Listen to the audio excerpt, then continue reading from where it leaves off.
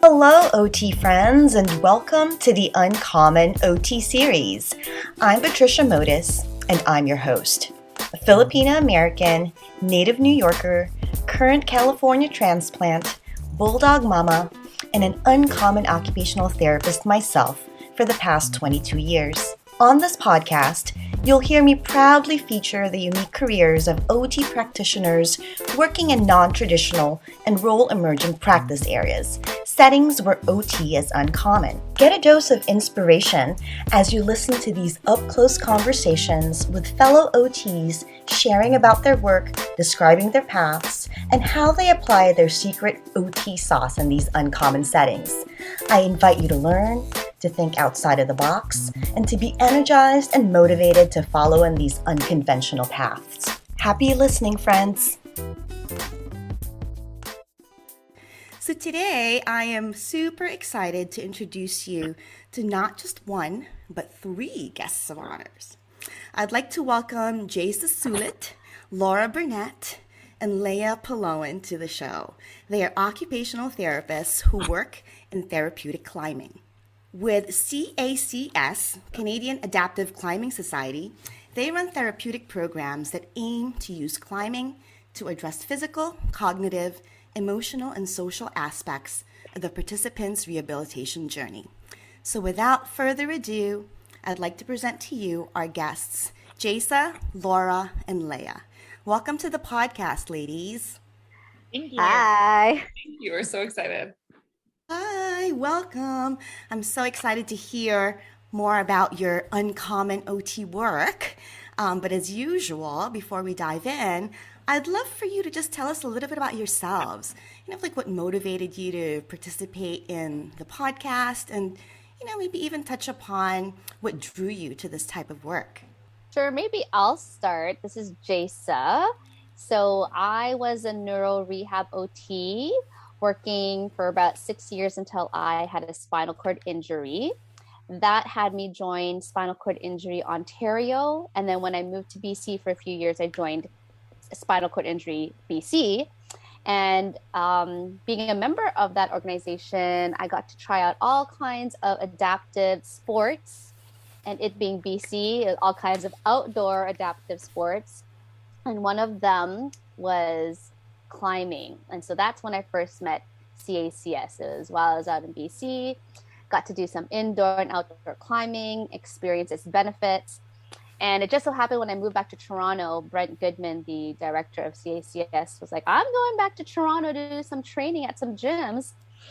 I'm like, yeah, why don't you stay at my place if you need a place to stay? So he's staying with me and my partner. And we're talking about we could make this accessible to people in Ontario. How would we do that? And then that was just the start of it. And 4 years later, here we are with the program. Oh, I love that. Thanks for sharing.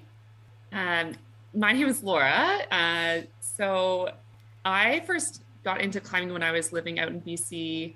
I got to do some outdoor climbing and learned how to climb out there and got really interested in it. And the occupational therapy program in Toronto actually brought me back to Ontario. And after the OT program, I was looking for something to do and get involved with before we wrote our exam. And me and Leah actually graduated at that same time and reached out to CACS and actually found out that Jaisa was running a program. So we were really excited that there was an OT running a climbing program.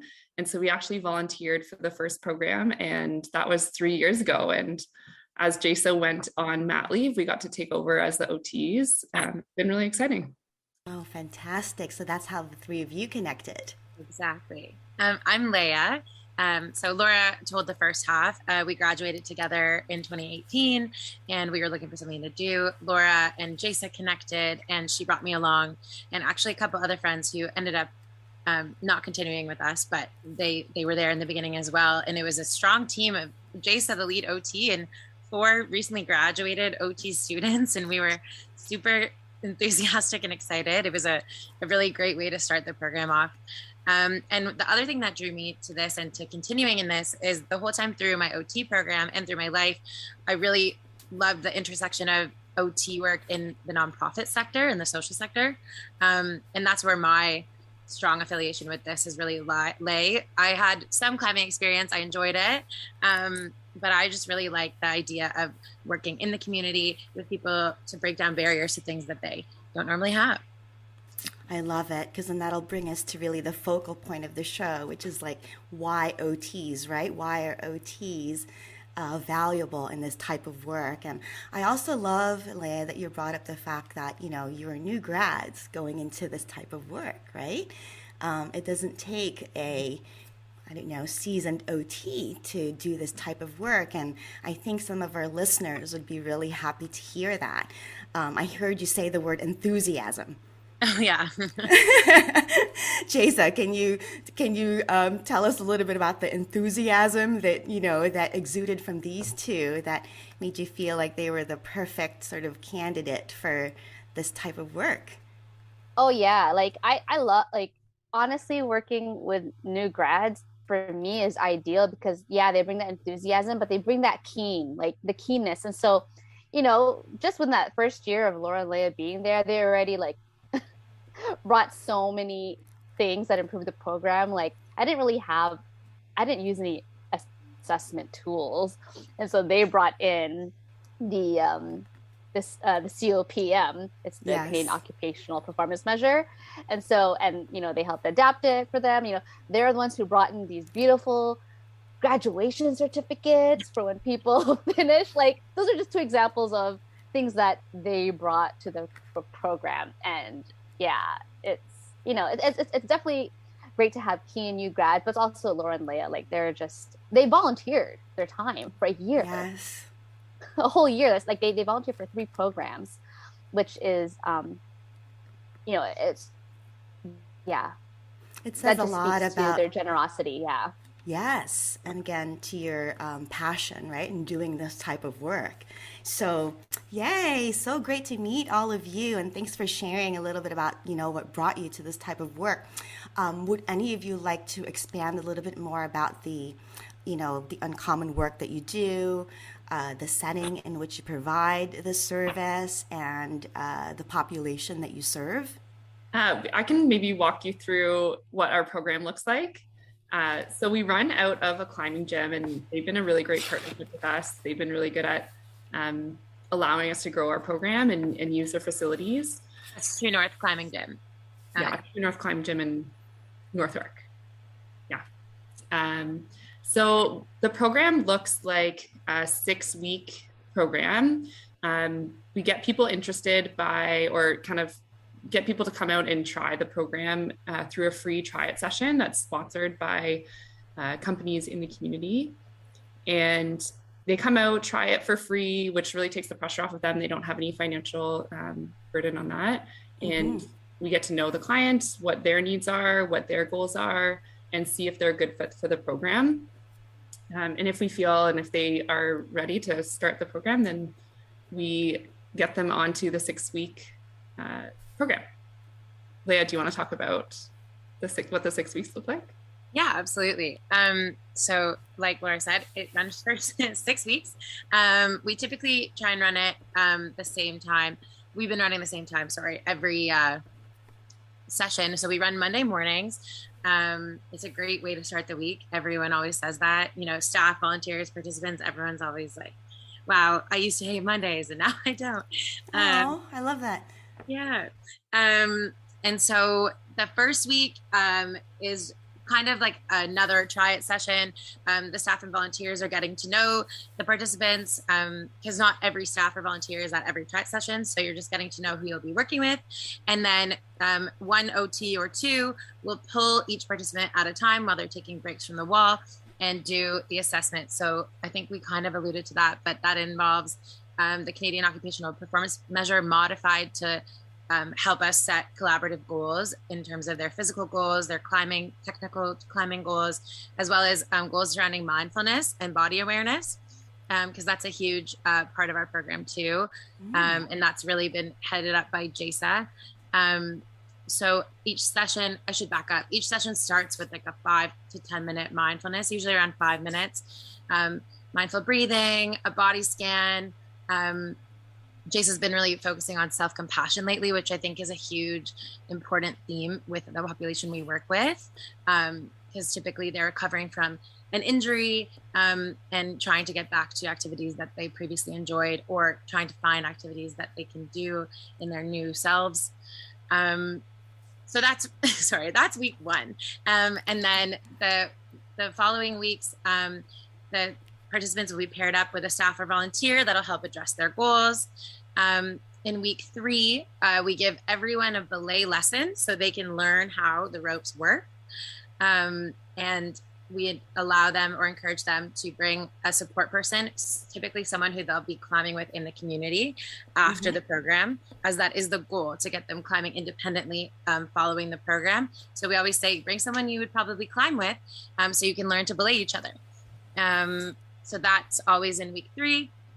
Week 4 is typically midway point. We do a check-in on how we're reaching our goals that we set in the beginning. And then the last half, which we're in right now, actually in our current program, is just working with the clients on their remaining goals and, working on whatever they want to work on for the last few weeks. And then week 6 is a wrap up. We do a reassessment of the goals we originally set, as well as, I should mention, we do a self-esteem, the Rosenberg self-esteem assessment at the beginning and the end as well. And just and then the graduation ceremony, like Jaisa talked about, where we give out little certificates. Oh, wow. Sounds like an incredible 6 weeks. How long is it each week, each weekly session? 2.5 hours. So 2.5 hours. 10 to 12:30 if we're getting specific. Okay. So morning, right? Like starting out your morning. Okay, great. Thanks for sort of like laying out the structure of the 6 weeks. Can you give us some examples of goals that you might address? So like Leah said, we try and break down their goals into physical, mindfulness, and what am I missing? Technical climbing skills. Technical climbing skills, right. Is that where body awareness falls in? So that would be under, it would be under mindfulness or technical climbing skills. Generally, like climbing is such an inherently mindful activity because you're focusing on your body on the wall. And so we kind of put it under that category.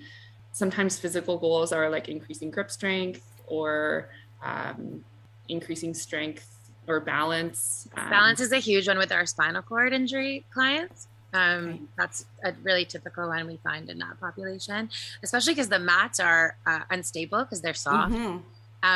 So a lot of our participants talk about that, about how having to walk on those mats is actually an exercise in balance itself. Exactly. It's core work.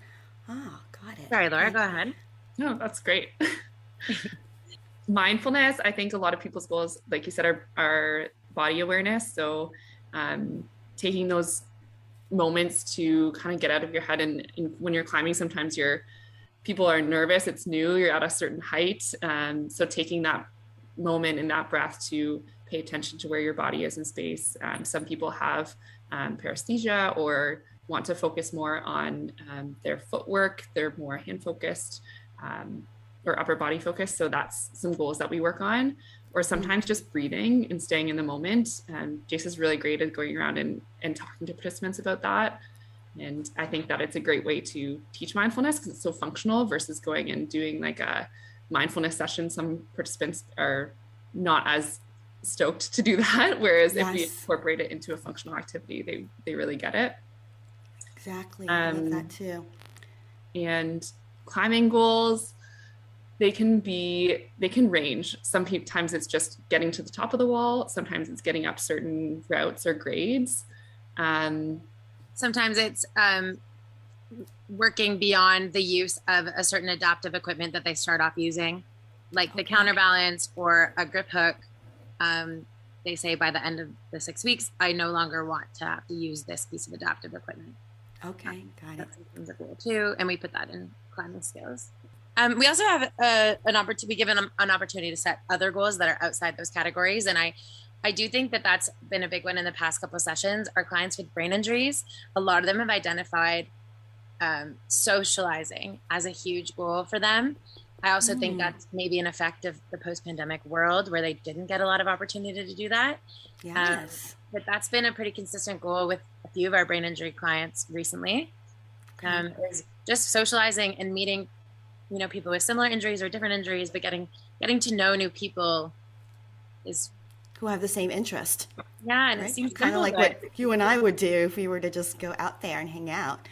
Okay, great. So, gosh, I have a lot of questions going on in my head. The first thing that came to mind was kind of like safety, right? You talked about the grip hook, and I was like, whoa.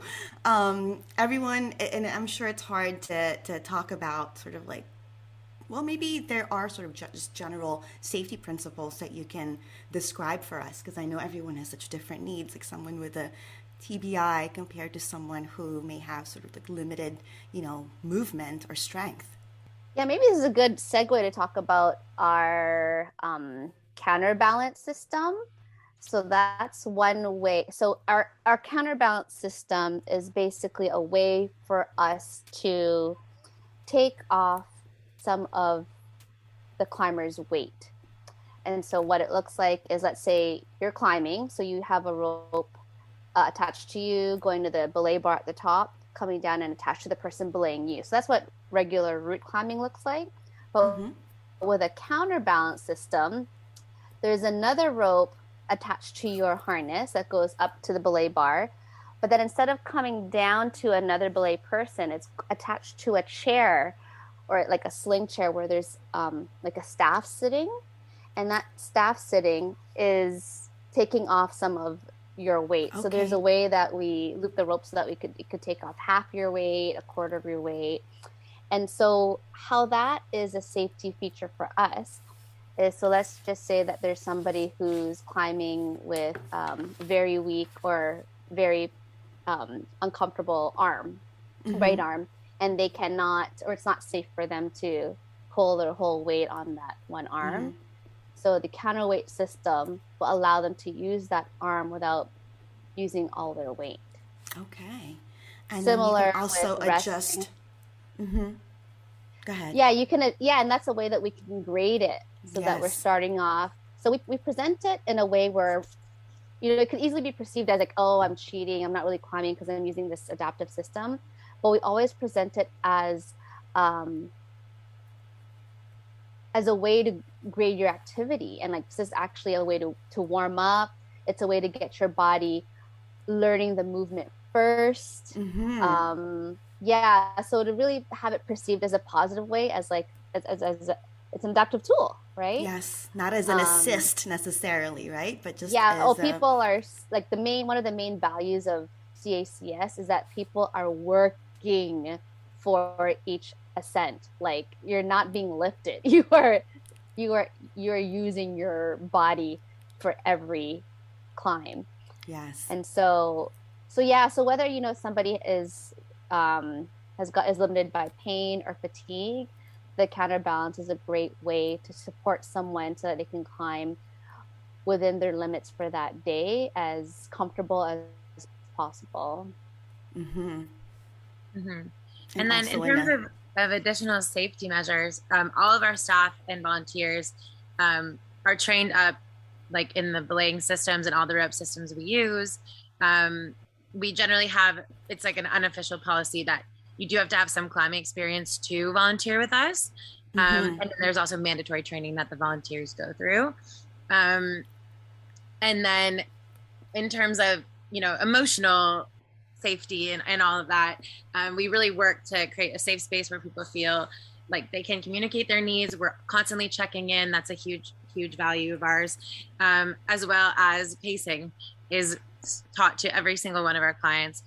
Breaks are encouraged. The great thing about doing the group setting is, it doesn't just feel like sitting around waiting for your next climb. You go cheer on another participant, and you go watch, what someone else is learning.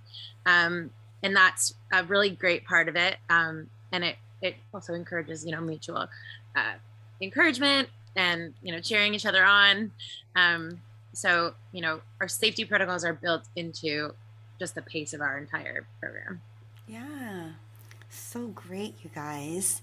I love that you're incorporating, all aspects of safety and not just physical safety, right?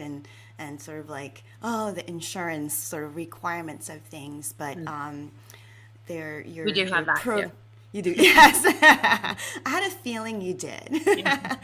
And not to, not that that's less important, right? They're all very important, but sometimes the other pieces get forgotten. So I love that that's highlighted in yours and, in fact, encouraged, right, from a variety of different levels. So I want to hear a little bit more about that because later I want to talk about I want to have one of you maybe tell us a little bit about a typical session, right, with someone, a typical goal that you might have with someone and how that might look like. But before we do, would any of you like to share? I know Laura and Leigh, you already talked a little bit about finding Jaisa and that sort of being your bridge into doing this type of work. Is there anything else that you can share with our listeners about how you got to being an OT, doing adaptive climbing, anything about your path to this, to this journey that, you can share with our listeners?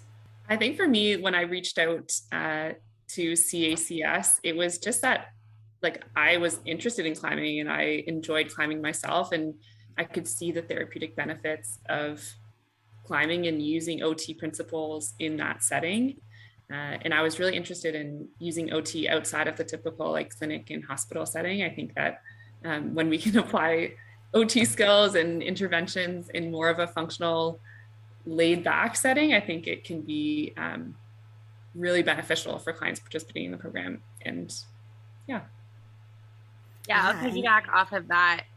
Throughout the whole program, like our master's program, our 2-year master's, we had 4 placements plus like a couple intro ones, and I never vibed with the conventional placements. And I remember having conversations with, Laura and I belong to the same group of friends, being like, I don't even know if I want to be an OT. Like, I don't like the hospital. I don't like any of these places that OTs are supposed to work. And it was really lucky that Laura found Jaisa and that I got to, piggyback along to this adventure, because it really was I had encountered unconventional OT in nonprofit settings, and we did an international placement, but it seems so simple that you could apply OT to something that so many people get to enjoy, and use that to allow so many more people to get to enjoy it. I don't know if that makes as much sense as it does in my head, but that made me really excited and has opened the door for me to explore other options of alternative OT, and it's been really great in that way. Thanks for sharing that. And again, for a lot of our new grads out there, right, to really give you that inspiration and, here's an example for you. I'll also say, go ahead. Sorry, I just want to add to that point. Shout out to any new grads listening. Use your placements if you can to explore those alternative settings, because you can always get a hospital job, and you can always get, a quote unquote conventional OT job by applying the hard skills that you learn. But use that time to explore other modalities of OT. Yes. My advice. And I kind of want to add to that too, that you can do both. Right? Yes. You can have a hospital job and then also do that on the side just to sort of explore, right? It doesn't have to be like a whole diving right in. So, yes. One of our OTs does that. Oh, 2. Laura, you do that. Sorry. Yeah. There you go. Yeah. And it's a nice complement to hospital work. I think that balance of working in both settings has been really valuable in learning skills in both places. Yes, because they're both very different types of settings, but then your knowledge kind of extends to both, right? And it's kind of fun when you do something in one setting that you're able to use in an entirely different setting, right? And it's just, I get these sort of light bulbs. And well, Laura's a hand OT, just to pump your tires for a sec. Laura's a hands OT, and we had 2 participants this program come in with spinal cord injuries, and they have different orthotics on their hands that they use, and Laura just completely nerded out about it. It was awesome. Whoa, can I see that? Yeah, it's really cool to see orthotics and prosthetics used in different settings and trying to apply it functionally, because I think in hand therapy sometimes it's done by physios and OTs, but what OTs bring are that functional aspect. So functionally, what can we help you do and address any barriers that you have because of that hand injury? So that's how we kind of differentiate us in that physio world. So it's cool to see it come into the climbing world as well. Yes. Oh, speaking of OT, just because we're like, it's an OT podcast.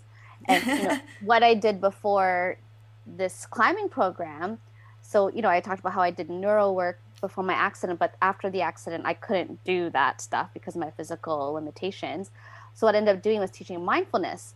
So it was interesting because there was this 8-week mindfulness program at Bridgepoint Health. It's a rehab hospital here in Toronto. And originally it was taught by a physician and someone in chaplain. But when they found out I was trained, they're like, oh, if you're trained in this program, you got to come help out. So I volunteered for a couple sessions. And then it got to a point where, I'm coming to team meetings and I'm charting and like, well, you can't be a volunteer charting about clients. So we need to create a position for you. But because the hospital is unionized, they couldn't create an OT position because then any other OT could get the position. So they created a facilitator role. So I did that role for about 2-3 years before I moved to Vancouver. Interestingly, after I left, they only have been hiring for OTs. So even though they're looking for, like, all kinds of people are applying for, social workers, all kinds of professionals, but 2 other people have filled in my role since I left, and that position has only hired OTs. And so I feel like, not only are OTs, great at teaching mindfulness, because if you're going to practice mindfulness, you have to bring it into all of your activities of daily living. But that work that I did was very non-typical at the time. Like, you didn't normally see an OT teaching mindfulness groups. It was like, whenever I did all my trainings or went around in the mindfulness world, there's a lot of like psychiatrists, psychologists, and maybe social workers, psychotherapists. But I'm now, like 6 years later, we are seeing all kinds of OTs who are teaching mindfulness. But then fast forward to now with the therapeutic program, it's that work I did before definitely has paved the way for me to do what I'm doing now, because I'm still teaching mindfulness, but in a more fun and exciting way, not asking people to, lie down and close your eyes for 30 minutes. Yes. And it's actually really kind of blending in your OT skills, right? And also what you like to do. I mean, you found passion in climbing after a personal, journey of yours. So, I always think that when we're doing something that's close to our hearts, right, or that's really meaningful to us, and we're able to bridge that with our work, that's great for everyone involved, right? That's the goal. Yeah, that's the goal. So I love that you all have found each other, and that, because of the shared passion, like that's really, they're all making little heart, what are these called? Heart shapes with their hands, for just our listeners are, in on the inside joke. But I love that, because it sounds like you guys have a really great cohesive team. Everyone has the same sort of mission and personal values that really, I'm sure, makes this entire program even more effective for the people that you serve. So thanks so much for doing this work. We're going to switch gears a little bit and talk about, I guess, a little bit more sort of technical types of things, right? Again, for our listeners out there who want to get into this type of work. I know we talked about services that you offered. Can you talk about, I guess, how do you get reimbursed? What sort of funding or salary information, money matters, that you can share with us?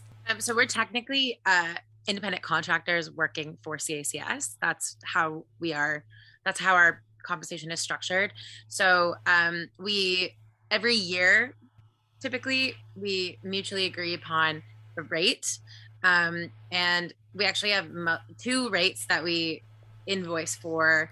We charge a rate for direct OT work, and that's a slightly higher rate than any other work we might be doing. So like anything social media, or, like a presentation that's wouldn't have to be done by an OT, but is just because we're on the team. We call it an admin rate.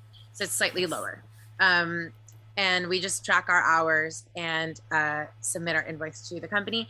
The way that the organization gets money to pay us is through either insurance. So a lot of our participants are motor vehicle accident survivors. So they have access to rehabilitation money. In Ontario, it's private, so everyone's is different.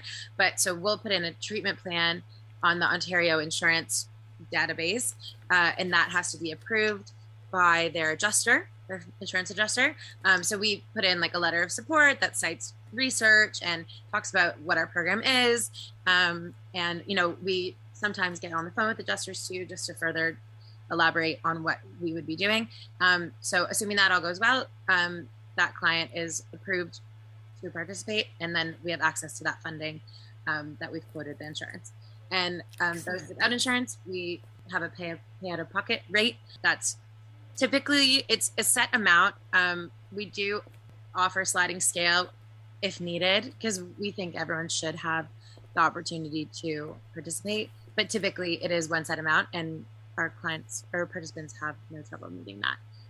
So those are the two main funding streams. We also sometimes get WSIB, which is Workplace Safety Insurance Board. It's like a workers' compensation. That would be the equivalent in the U.S. Okay. Yeah, workers' comp funding too. We haven't had too many of those, just because we just haven't had too many of those participants. But yeah, that's typically our funding stream. So as far as the nonprofit goes, we're a money in, money out. Like, we're kind of a break-even situation. Okay. And you're accepting donations and such? Yes. We are always accepting donations to Canadian Adaptive Planning Society. Okay. So where do you usually get your referrals? So generally, so we have all sort of worked in the MV or motor vehicle accident world. And so we do have connections in the community where we partner or get referrals from OTs or case managers working with a client after motor vehicle injury. So a lot of our referrals are from community, like private OT companies or rehab companies. We've also reached out to associations like the brain injury associations in the community. We actually have an upcoming program where we're doing a partnership with Brain Injury Association of York Region. It's a long name, where we're running a program just for them. So that's a way that we get referrals as well. When we get a referral, we generally say, come out to a try-it session, and we hold these free try-it sessions about once every few months.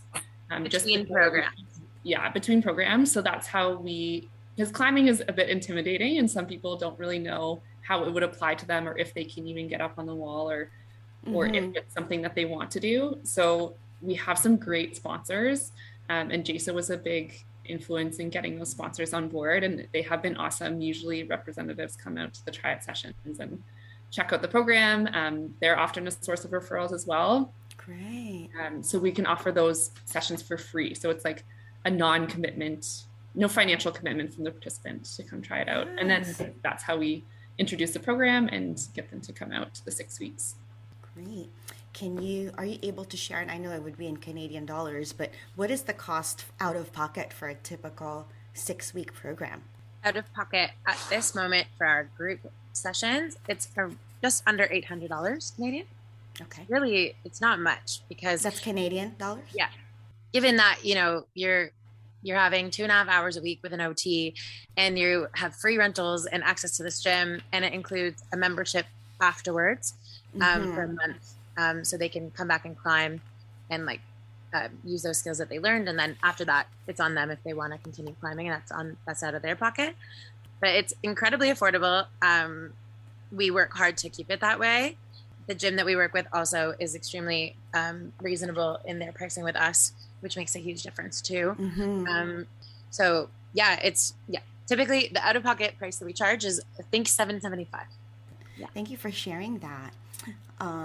Helpful to know, just in terms of, again, other OTs out there who are thinking of structuring their own pricing plans, right? When we charge the insurance, sorry, I just want to explain, it's a bit more just because it takes a bit more admin time. So our treatment plan ends up being slightly higher when it's charging directly to insurance or workers' comp. And I guess, as far as charging insurance, is that here in the US, that's always a challenge on any level.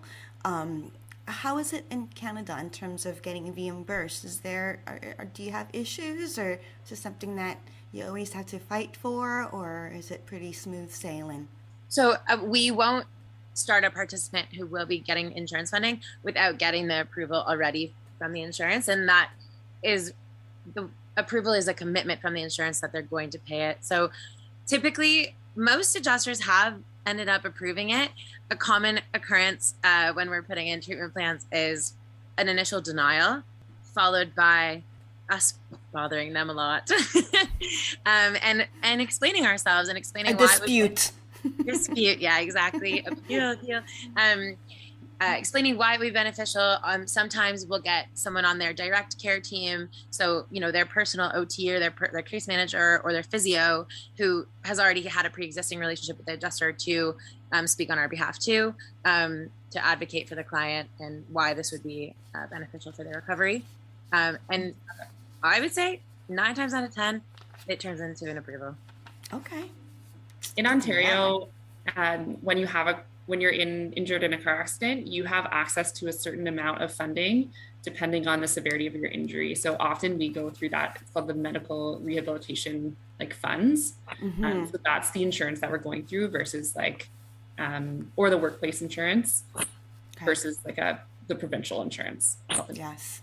And I guess, another quick question, and I'm sorry I keep kind of sidetracking to these questions, but, they can go to a typical rehab setting, typical outpatient clinic, what would make a client choose to go climbing versus, doing rehab in a climbing gym versus a clinic, right? But do you have to often convince your reimbursers that this is just as valid as going to a regular clinic?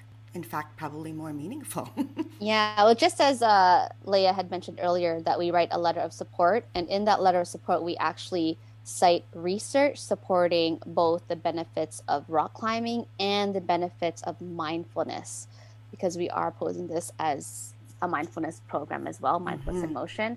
And so it's very hard to deny a letter that says, here's the research supporting that this program is going to help meet this client's needs in this way. And when the referring person is also supporting the benefits of this program, that's why we've had that 9 out of 10 approval rate. Yeah, so we heavily rely on the science and the research to have it be approved.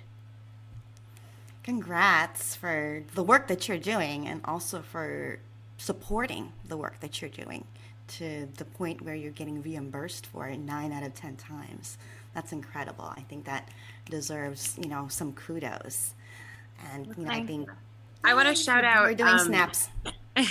quick shout out, I guess, we've had now 2 students. We had 1 student last year, and we have a student now who do a lot of that, hard work behind the scenes of finding new literature and creating,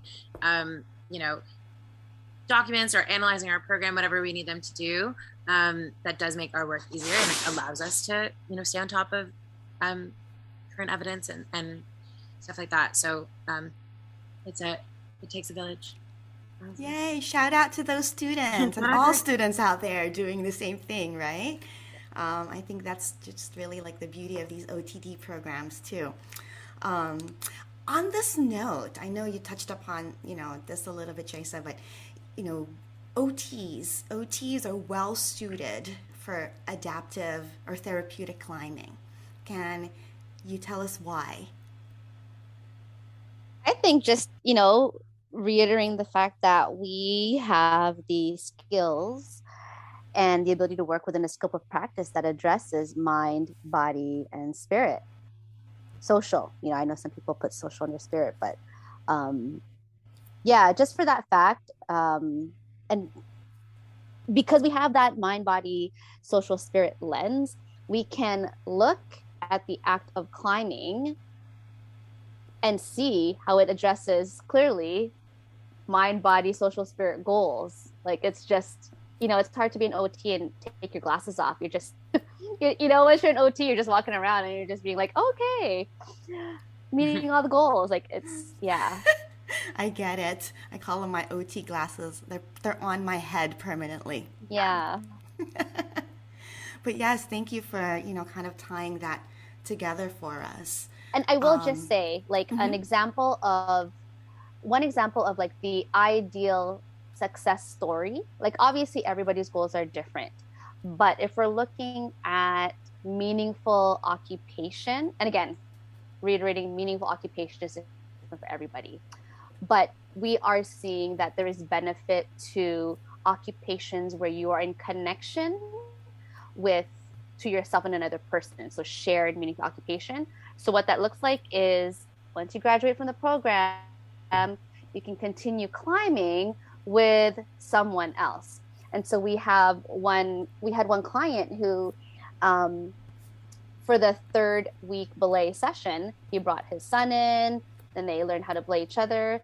And then after he graduated the program, we were on to our next season of our 6-week cycle, and we'd see our graduating client with his son climbing at the gym. So I think that's like a wonderful, OT goal. Here's someone who can now discover a new meaningful occupation that he can share with his son. Yes. So that's, from an OT, we're really seeing the meaning behind that kind of goal achieved. I'll also say that a huge part of, any rehab, like any rehab program where you are making gains and you're working hard, is there's a huge psychosocial component.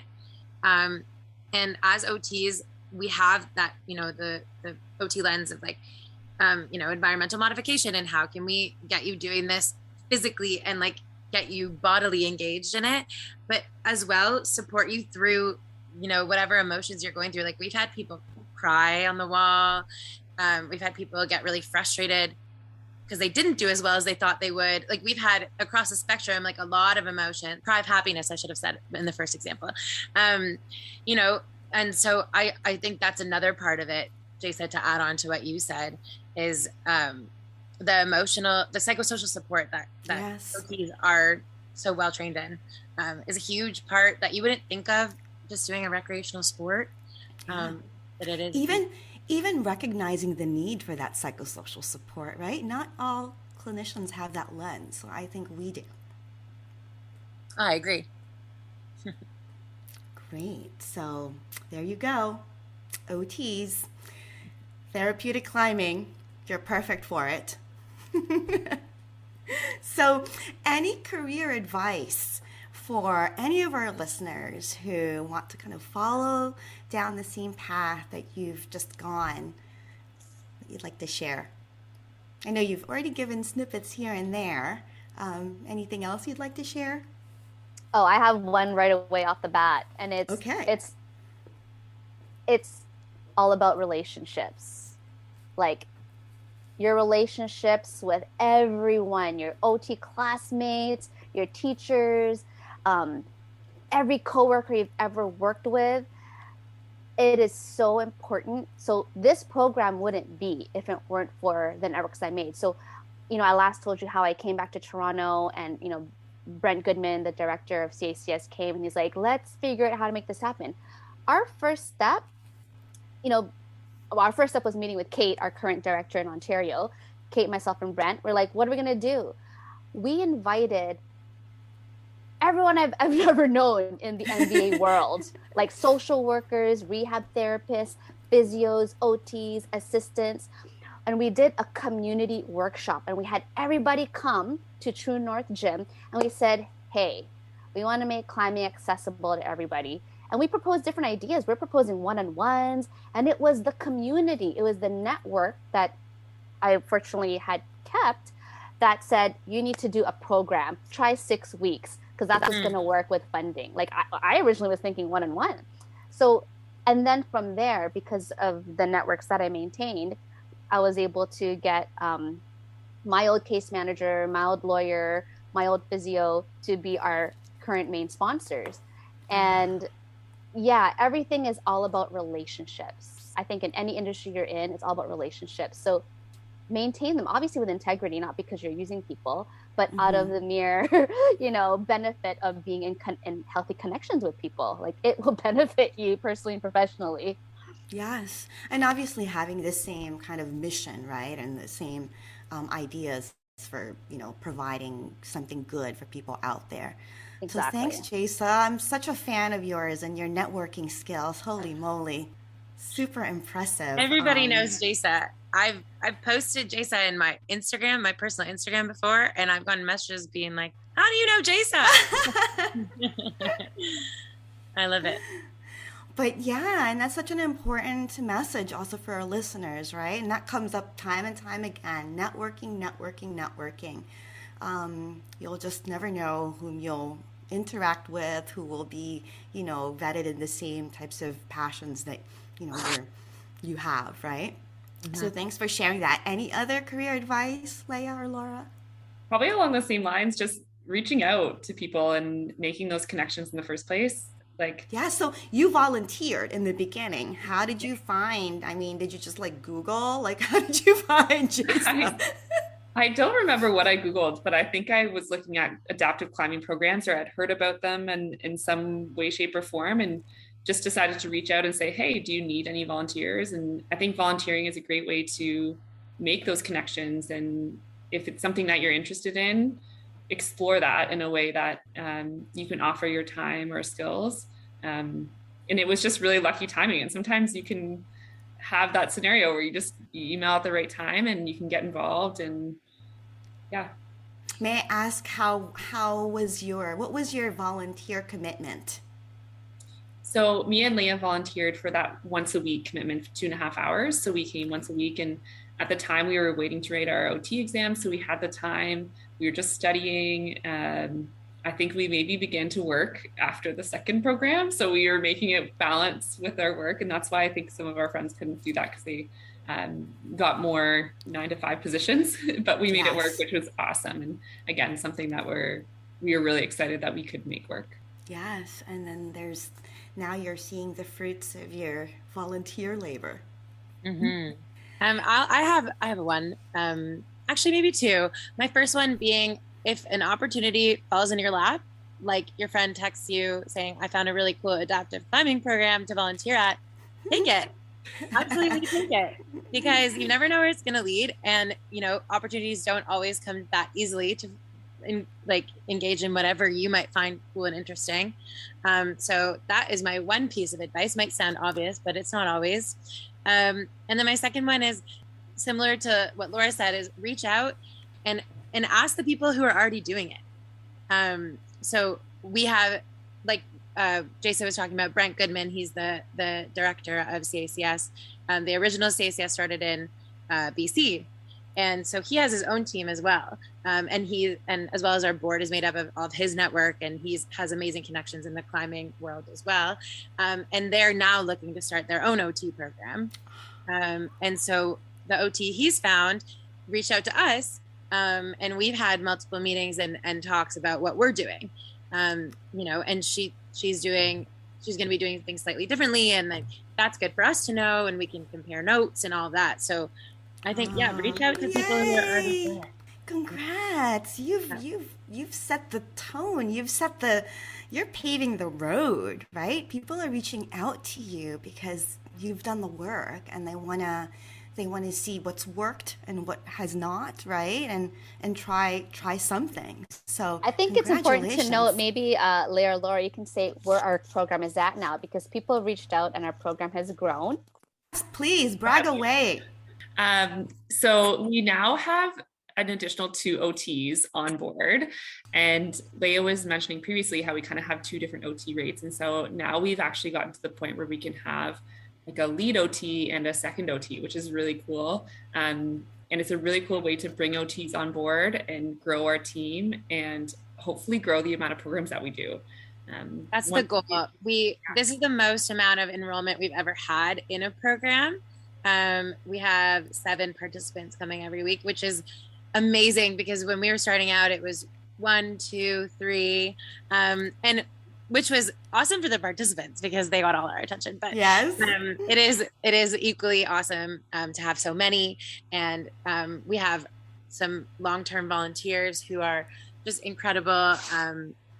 Jaisa, if you don't mind me saying, her partner TJ has been volunteering as long as Laura and I have, and he's wonderful and basically an honorary OT at this point, and has really valuable insight into climbing as he worked with Jaisa through her recovery and climbing too. And so he's, anyway, all that to say is we have this amazing, strong team, and it's growing all the time. We have a peer mentorship program we're working on where past participants come out and volunteer and help lead the program and climb with new participants. And we're also starting new program structures. So we just guinea pigged. I don't know. We just trialed out piggybacked our first one-on-one 6-week program. And so that's wrapping up right now. And that went really well too. That was just because he wasn't available to come to the time and place of the group program. So yeah, I mean, and we're developing other services that people are asking for. Like they don't necessarily want to come in for the 6 weeks, but they do want to meet with one of us to create goals and talk about what adaptive equipment they might use or what strategies they could use to help them climb in the gym independently or with their rehab therapist or whatever it is. Anyway, we could talk all day about this. We're so excited. But yeah, so we have a lot going on, a lot in the works, and it's been really exciting. And we were a little bummed when COVID, we felt like it a little dampened our momentum that we had been building, but I think it's fully back, if you guys agree. It's back. I was wondering, did you have to take like climbing outside, or was that more challenging with the counterbalance, safety systems out there in the wild? We did take climbing. Okay. Yeah, we actually, someone who's a peer mentor in our program right now, he was a climber before his accident and came and did a 6-week program with us indoors, but hadn't yet been able to return to outdoor climbing. And so this year we were able to do an outdoor program with him. A shortened one. A shortened one, yeah. Because we were still navigating COVID and gyms were kind of opening and closing. We were able to go outside and that was really awesome. We did a try it session outdoors, so people got to come and try it. Our Ontario director, Kate, is a climbing guide. So she's been a huge resource in keeping us safe and helping set up the systems outdoors. It also reduces costs on us because we can once again use our own team as our guide outdoor, and she has the equipment. So it just feels nice. I bet you get to be true sometimes. And it's nice to have an option, I guess, right? I know you're doing everything in the gym, but then to have sort of like an outdoor option at some point. Oh, wow. So congrats on all the stuff. I want you guys back on the show. I'm not even going to ask if you mind coming back on, but I want you back on to hear more about, just your growth and where this is going. Congrats on having on board other OTs who are going to get to have similar experiences like you and their, day-to-day work life. That's pretty incredible. And just for your growth and how your service is being received there. Are there any common myths or misconceptions that you would like to demystify for our listeners about the type of work, the type of uncommon OT work that you do? I think one, maybe not related to our OT work, but a lot of questions we get from referrers or clients is just thinking that they can't climb or that they won't be able to go to a gym and climb or won't be able to climb outdoors. And that's, I think, a big part of what we want to do is show people that they can climb. It might look a little bit differently. They might have different goals. But that has been something that's been really cool to see when people come to the try it sessions and they're like, oh, I can do this. Absolutely anyone can climb. That's quite literally the mission statement of the CACS organization is anyone can climb. Everyone can climb. Can one of you talk us briefly through a typical session, what this climbing activity might look like, and what a typical OT goal, or I guess one of the goals would fall under one of the categories that you talked about, right? You choose. I could use an example from a program or a participant that we have in this program. So she has a brain injury and a frontal lobe injury. And the first time she came out to a try it session, she was really excited and was really excited to actually come down off the wall and thought she was going to do great. But then once she got on the wall, you get kind of nervous. You're up on the wall, very heavy, fast breathing, a little bit difficult. She had a bit of difficulty like coming down off the wall, just getting over that fear.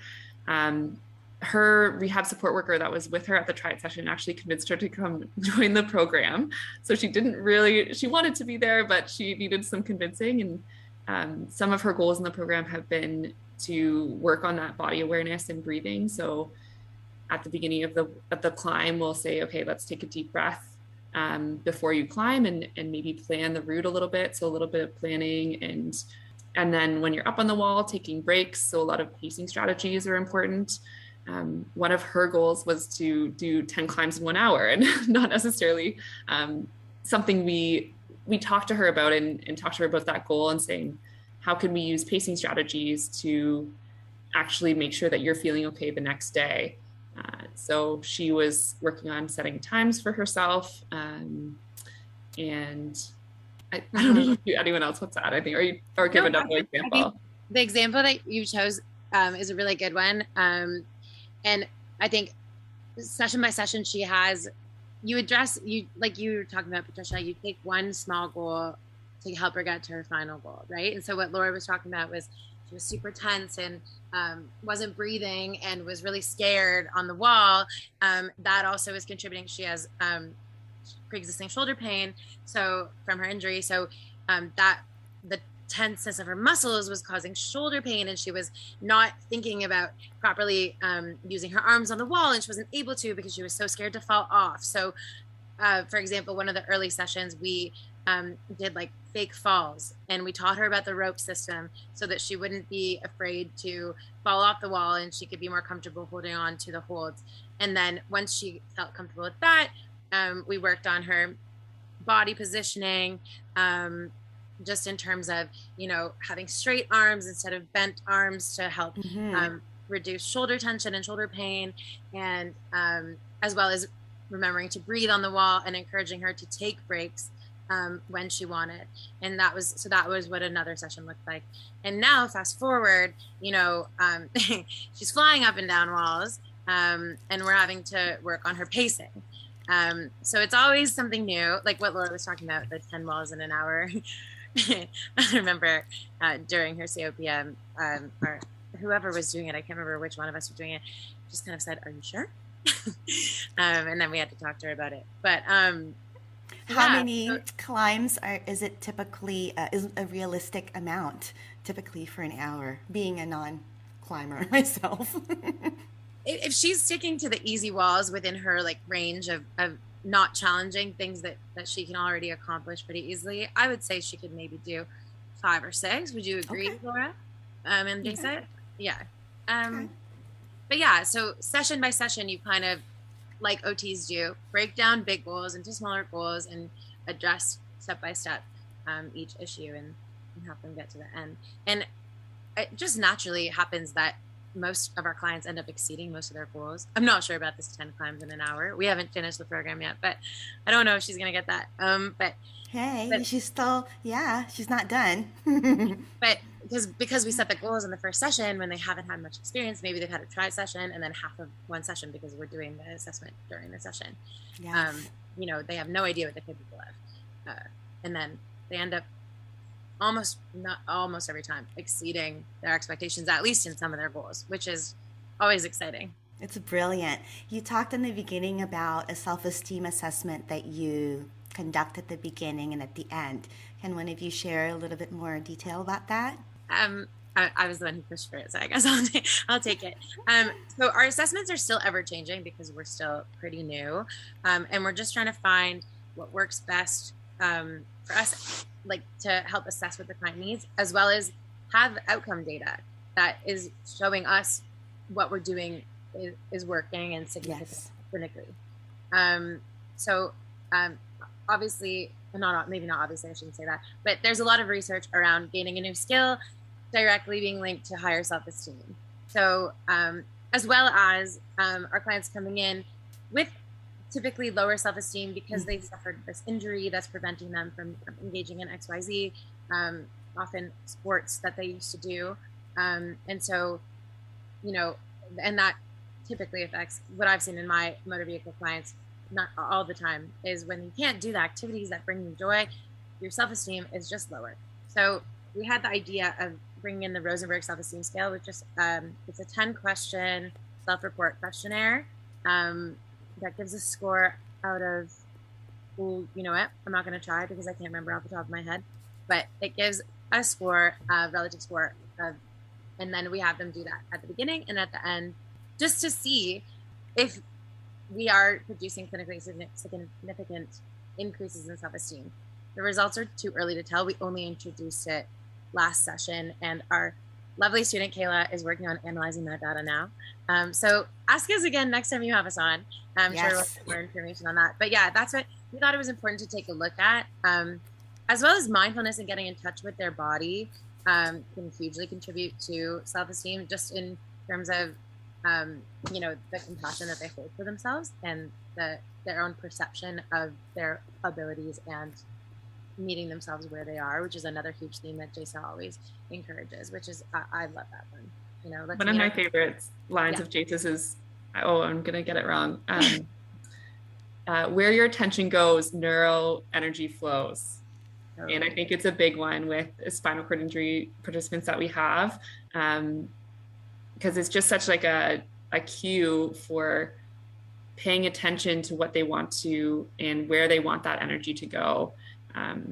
So even on the climbs, making sure that we help them pay attention to where their foot placements are, or we use something called a traverse wall where they're not connected, but they are just going horizontally. So they really have to focus on their footwork and placing their feet in different positions. And if they have limited sensation or strength there, it's kind of like that phrase is helping them pay attention to that area. So is that this mantra that you're always just saying all around the program, Jaisa? No, I tend to say it during, not all around, but I do love saying it during our guided practices. Yeah, so maybe once a week. Well, it sounds like they love it. So ladies, oh my goodness, what an enlightening conversation with the three of you. Thank you so much for teaching me and our listeners about OTs and adaptive climbing. I have no doubt that people are interested. And, thanks for sharing with us your journey, your path, exactly the type of work that you're doing. And would you mind telling us how we can get in touch with you? Can we reach out if we had any questions and, wanted to get into this type of OT work? Yeah, I mean, the most direct way to get us, specifically the OT team, with under the umbrella of the organization, is to email rehabteam@canadianadaptiveclimbing.com. So that's our email that we're checking, and that's how we correspond. If you're interested in generally what the whole organization does, at canadian.adaptive.climbing on Instagram.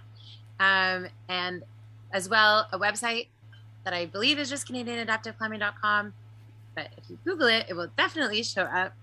And yeah, please feel free to email us with questions if you're interested in the OT side of things. We literally love to talk about it. How about those who are interested in volunteering? Same email, rehabteam@canadianadaptiveclimbing.com. I think we're working on a volunteer sign-up portal. I think that's what we learned in the last national meeting, but that's not up yet. So, when it is, we can share it with you, Patricia, if you want to put that out. That would Please. I have a feeling. For now, just an email would suffice. We answer fast. Yes, you do. So thank you so much again for sharing your stories, for schooling us a little bit about this super interesting and just fascinating type of work that you do. Thanks for having us. And that wraps up another inspiring episode of the Uncommon OT series. Connect with me at www.transitionsot.com. And don't forget to sign up to be part of the Transitions OT community.